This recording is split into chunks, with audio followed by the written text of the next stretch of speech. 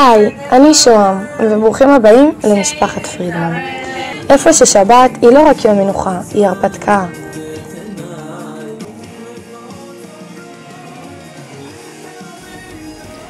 שבת אצלנו בבית היא לא שקטה, היא חגיגה של ריחות, צעקות וציניות, ומי ששם מוזיקה בכל כשאחרים מנסים לחשוב.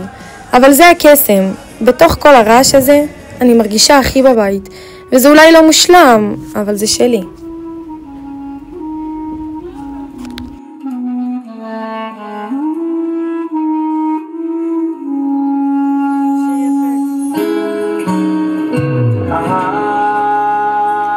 זה אבא שלי.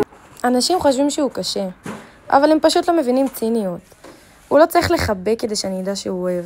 מספיק שהוא שם לב שלא אכלתי, וככה הוא אומר אני דואג. וזה עובד איכשהו, כי אני יודעת בדיוק מאיפה קיבלתי את זה.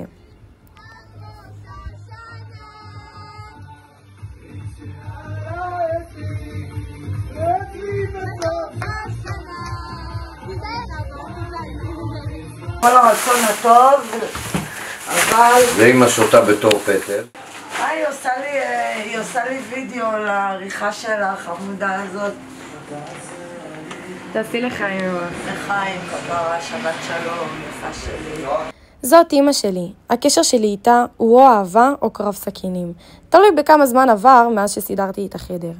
אנחנו או הכי קרובות או שלא מדברות חצי יום. אבל תכלס היא היחידה שאני יודעת שהיא מעלם. היא תהפוך את כל העולם כדי למצוא אותי. והיא גם תצעק עליי כשזה יקרה, וזה בסדר. זו השפה שלנו.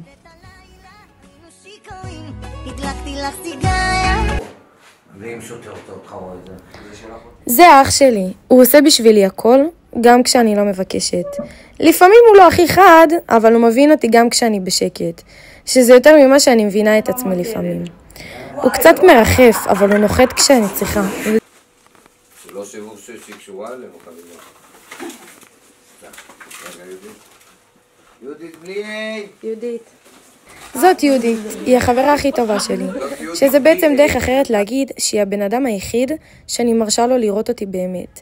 היא לא רכה, היא לא מתפרסת, אבל איכשהו היא תמיד בצד שלי. גם כשאני בעצמי לא שם.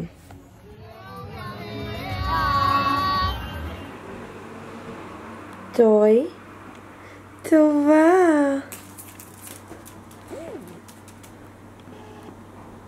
טובה. הכלבות שלי הן לא סתם חיות, הן הילדות שלי.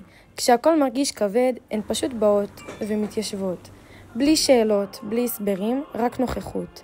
לפעמים אני חושבת שאם הם ייעלמו, אני אתפרק איתם.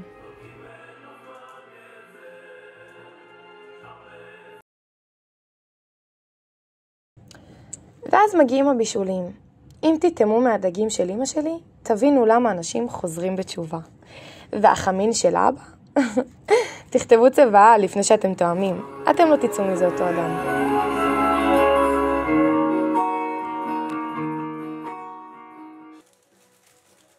אבא שלי גם אחראי על תפילת הילדים בבית כנסת. כל שבוע מחדש. הוא מכין להם שקית ממתקים, כאילו הוא סנטה בחודש.